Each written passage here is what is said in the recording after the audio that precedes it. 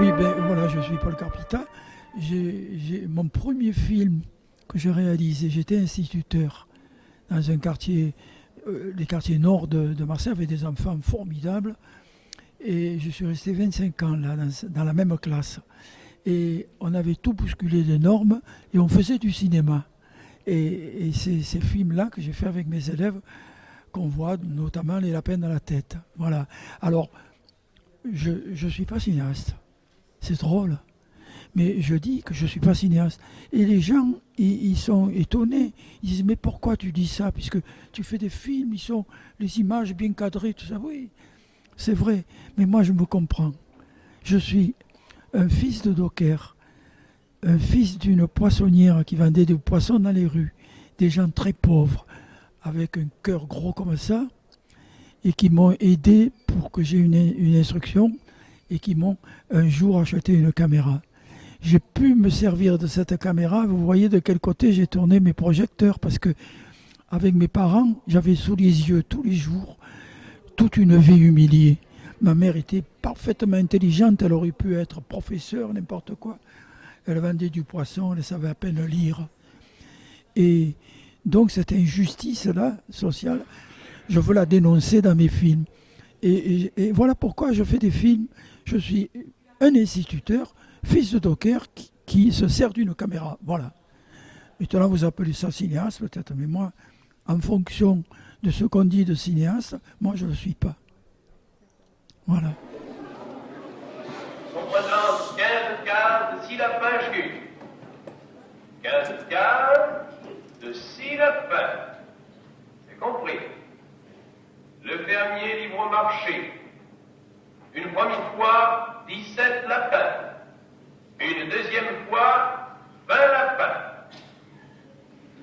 Vous avez bien noté. Sachant que 5 lapins ont été tués pour la consommation familiale, calculez le nombre de lapins restants. Vous avez 20 secondes.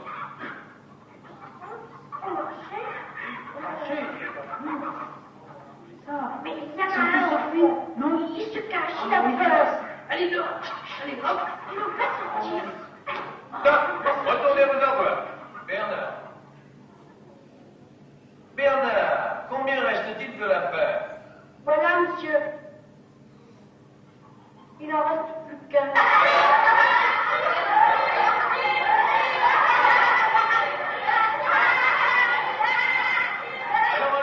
Allons. Est-ce que vous pouvez nous parler de la projection d'aujourd'hui et de la rencontre de votre court-métrage avec les enfants? Ah, c'est terrible pour moi, oui, oui. Parce que j'ai quitté l'enseignement en 68, justement parce que je tournais les événements de 68. On m'a obligé de reprendre, j'avais demandé un congé de convenance personnelle. Et j'ai dit non, je ne peux pas, je veux continuer mon film là. Alors depuis 68, ça fait que, je ne sais pas combien d'années depuis 68, je retrouve ma classe là, avec ces élèves-là. C'est touchant comme tout. Et ils ne peuvent pas s'imaginer, ces enfants, et peut-être vous-même et les organisateurs, à quel point j'étais ému. Vous voyez? Parce que je ris, tout ça, avec des gosses, tout ça, mais au fond de mon cœur, ça me ronge le cœur, ça, de voir les petits. Parce que je me dis toujours que ces enfants, c'est l'humanité de demain. Quand j'ai filmé La Récréation, notre court-métrage, je voyais, ça fusait de toutes parts, les gosses, il y avait les rêveurs, il y avait les violents, il y avait les solitaires, c'était terrible.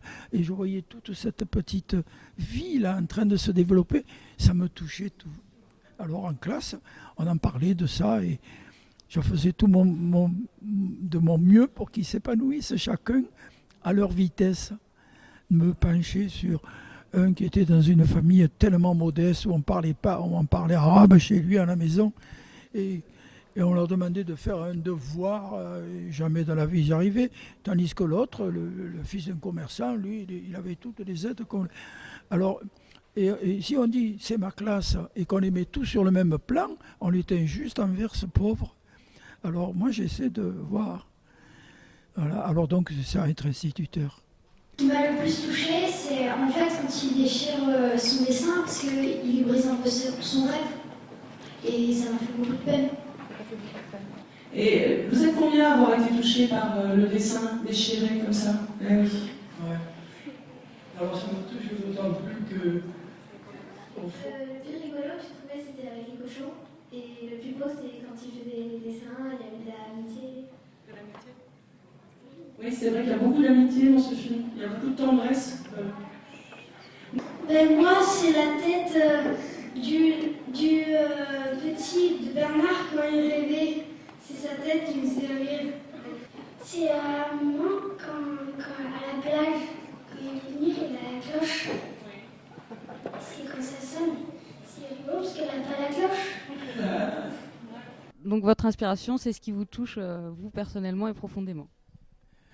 C'est les gens, les simples gens, les gens de peu, ceux qui sont les gens d'en bas, comme on dit. Et c'est ceux d'en haut qui disent ça. C'est des gens d'en bas avec un mépris, même inconscient. Et moi, non, c'est de ce côté-là que je veux tourner la caméra. Je veux leur donner la parole. Et avec le film en Camargue, c'est des travailleurs saisonniers, souvent sans papier, qui sont exploités d'une façon inhumaine, comme des bêtes, et qui sont des êtres humains. Alors je m'approche d'eux et je montre aux gens, vous voyez ce qu'on fait? C'est ça qui m'intéresse beaucoup. C'est les gens et la psychologie des gens. Je ne peux pas comprendre qu'on montre à l'écran, dans certains films que j'ai vus, des personnages mais qui n'ont pas de racines. Ils existent que par le réalisateur. Alors c'est donc des pantins, ils jouent leur rôle et ils disent par cœur ce qu'on leur a dit de dire. Mais eux, ils ne sont pas vivants. Et moi, je n'arrive pas à faire ça. Je prends les comédiens, je les cherche s'ils ont des racines. Et s'ils n'en ont pas, je vais travailler avec eux. Je les force à me dire...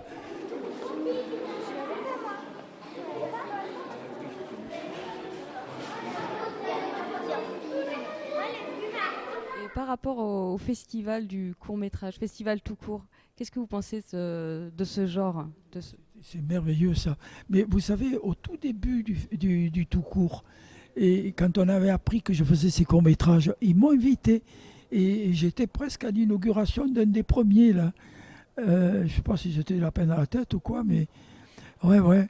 Non, mais partout où j'en parle, moi, ça a une renommée internationale même maintenant, ce festival. Je sais qu'il est bien coté, il est respecté et tout. Et vous avez un projet en cours, il me semble. Est-ce que vous pouvez nous en parler un peu? Et le départ, curieusement, c'est des lapins à la tête, le film. Mais c'est un long métrage. Au lieu d'être un garçon, c'est une fille. Alors, je ne peux pas en dire plus, mais c'est un film vraiment déroutant, et profondément humain, et qui nous bouleverse vraiment. Moi, je suis ému en le lisant. Alors... Donc là, le scénario écrit et le tournage va... ça s'appelle Le Dessin. Alors, vous voyez, le titre provisoire, c'est Le Dessin. Et ce dessin, il sera vivant pour la petite fille. Ils font les 400 coups, ils font des trucs, vraiment. Et puis petit à petit, il se passe ce qui va se passer, c'est qu'elle va regarder son dessin d'une autre façon. Mais lui, il dit, mais j'existe pas. C'est toi qui m'as créé. Alors je n'existe pas. Voilà. Et puis alors, il y a une autre histoire d'amour qui se greffe là-dessus, très beau. Voilà, mais c'est encore des rêves d'enfant. Vous savez d'abord effectuer la multiplication en ligne, facilement, 6 fois 8, 48. 8, 4, 6 fois 6.